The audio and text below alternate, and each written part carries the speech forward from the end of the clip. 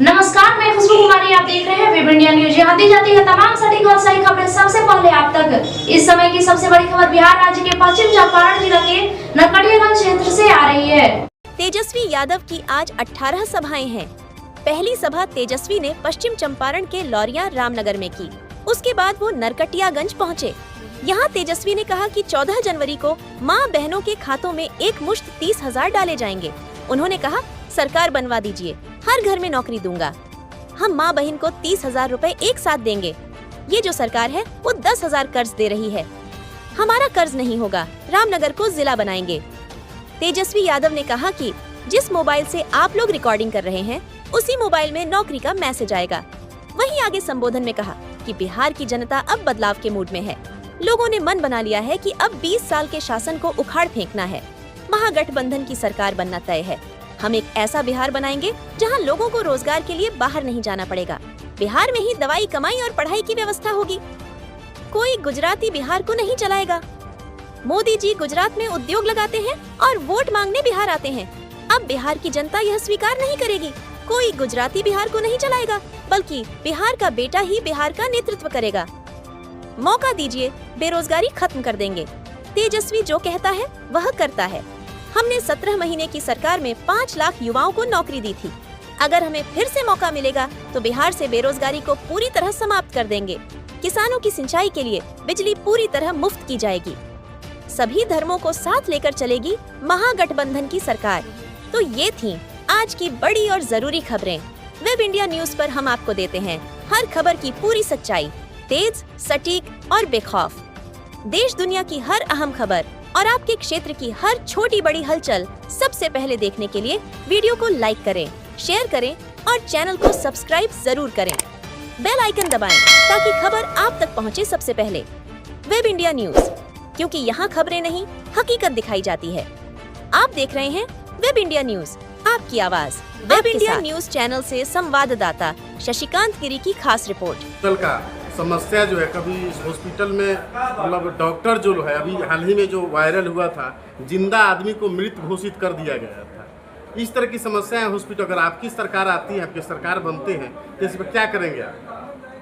बहुत अच्छा प्रश्न किया आपने मीडिया बंधु। ये धरातल की प्रश्न है और आम आदमी की मुद्दा बन चुकी है। ये समस्या सिर्फ नरकटियागंज के धरती की नहीं है, ये समस्या पूरे बिहार की 243 विधानसभा सीट पे हो गई है। बिहार में शिक्षा की व्यवस्था, स्वास्थ्य की व्यवस्था, सड़क और क्राइम सभी ध्वस्त हो चुका है।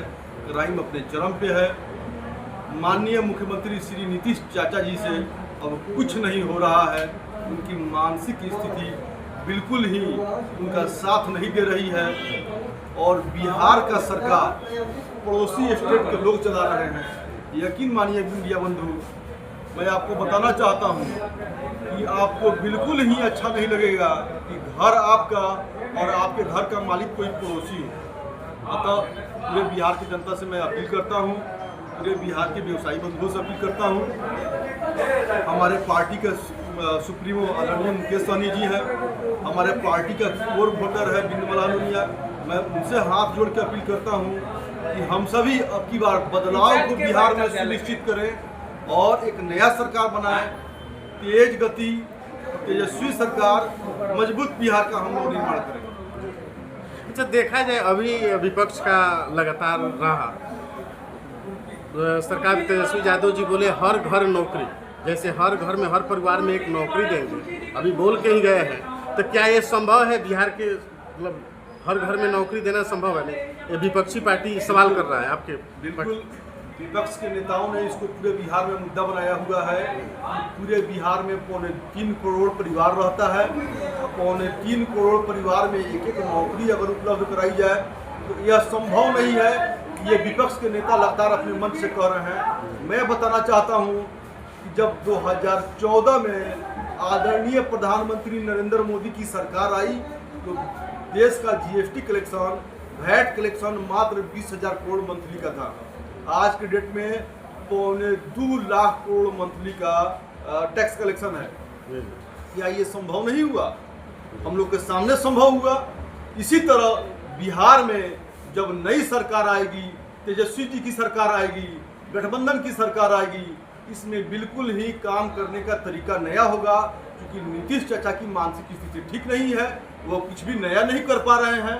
जब नए युवाओं की सरकार आएगी, नया काम होगा, नई इंडस्ट्री लगेगी।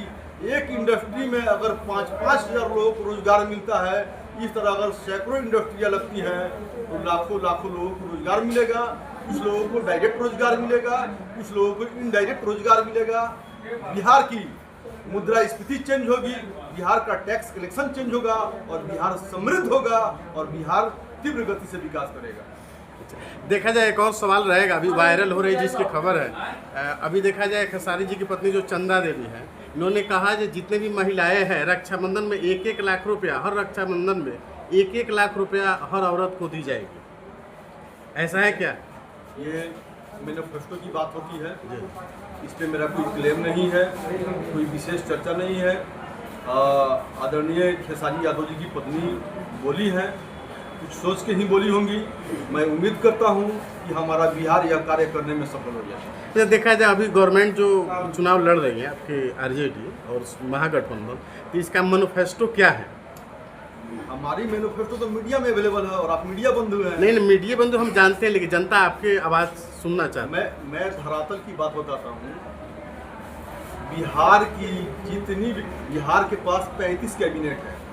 35 कैबिनेट के पास जो भी सबसे पहले आपको भी और आपके चैनल को भी मेरा नमस्कार, प्रणाम। मैं आपके चैनल के माध्यम से मैं बताना चाहता हूं कि आज गांधी की कर्मभूमि पे बिहार के युवाओं के नेता, जन जन के नेता, युवाओं की धड़कन तेजस्वी यादव जी का आगमन हुआ था, जो चीनी मिल हजारी के प्रांगण में वो आए हुए थे और उन्होंने इंडिया गठबंधन के प्रत्याशी आदरणीय दीपक यादव जी का उन्होंने पक्ष में वोट करने का अपील किया।